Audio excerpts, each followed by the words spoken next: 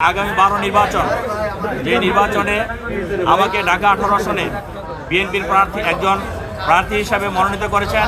সেই কারণে আমি বিএনপির চেয়ারপারসন দেশনেত্রী বেগম খালেদা জিয়া এবং আমাদের ভারপ্রাপ্ত চেয়ারম্যান জনাব তারেক রহমানের কাছে কৃতজ্ঞতা স্বীকার করছি এবং কৃতজ্ঞতা স্বীকার করছি আপনারা যারা মিডিয়ার কর্মীরা আছেন দীর্ঘদিন এই বাংলাদেশের একটি ফ্যাসিবাদ বিরোধী আন্দোলনে তারেক রহমানের নেতৃত্বে যে 5ই আগস্ট আমরা বিজয় লাভ করেছি, আপনারা জনগণ এবং দলের নেতাকর্মীর পাশাপাশি আপনারা সর্বোচ্চ ভূমিকা পালন করেছেন। এবং আমি মনে করি আপনি যে প্রশ্নটি করেছেন, আপনারা মিডিয়ার কর্মীরা যদি আমাদের পাশে থাকেন, জনগণ আমাদের পাশে আছে। আগামী 12 ফেব্রুয়ারি যে নির্বাচন হবে সেই নির্বাচনে আমি কোনো চ্যালেঞ্জ দেখছি না। সেটা হলো আমরা একটি ভালো নির্বাচনের জন্য, মানুষের ভোটাধিকার প্রয়োগ করার জন্য, গণতন্ত্রকে ফিরিয়ে পাওয়ার জন্য 17 বছর যে আন্দোলন সংগ্রাম করেছি, যে নির্যাতন নিপীড়িত হয়েছি, যে গুম খুনের শিকার হয়েছি, প্রতিটা জিনিসে প্রতিটা ঘটনা আমরা আগামী ফেব্রুয়ারিতে যদি সুষ্ঠু নির্বাচন হয় এবং একটি নির্বাচিত সরকার আসে, তাহলে প্রতিটি এই দুর্ঘটনার অবসান ঘটবে। আমি দুর্ঘটনা বললাম এই কারণে, রাষ্ট্র যেভাবে জনগণের উপর নির্যাতন নিপীড়ন করেছে এবং রাষ্ট্রের সর্বোচ্চ শক্তি দিয়ে রাষ্ট্রের সর্বোচ্চ ব্যক্তিরা যেভাবে জনগণের উপর নির্যাতন করেছে, সেই নির্যাতন থেকে জনগণ মুক্তি পাবে এবং ভোটাধিকার ফেরত পাবে।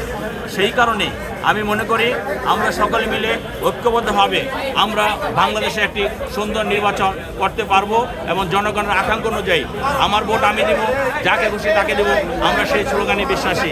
আমরা বিশ্বাস করি যে আগামী 12 ফেব্রুয়ারি ইনশাল্লাহ বাংলাদেশে সেই ঘটনাটা ঘটবে এবং অন্তর্বর্তীকালীন সরকারের চিফ অ্যাডভাইজার ডক্টর ইউনূস সাহেব বলেছেন যে 12 তারিখে যে নির্বাচন হবে সেই নির্বাচন বাংলাদেশের সর্বোচ্চ সুন্দর এবং সুষ্ঠু নির্বাচন হবে।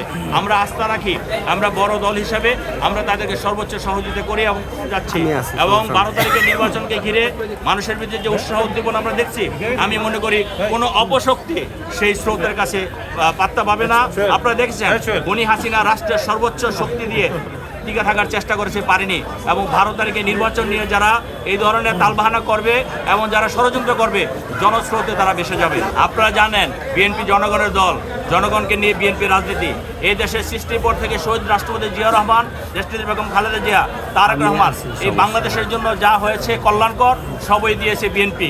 কাজেই আমি মনে করি জনগণ বিএনপির পাশে আছে, জনগণ ধানের শীষের পাশে আছে।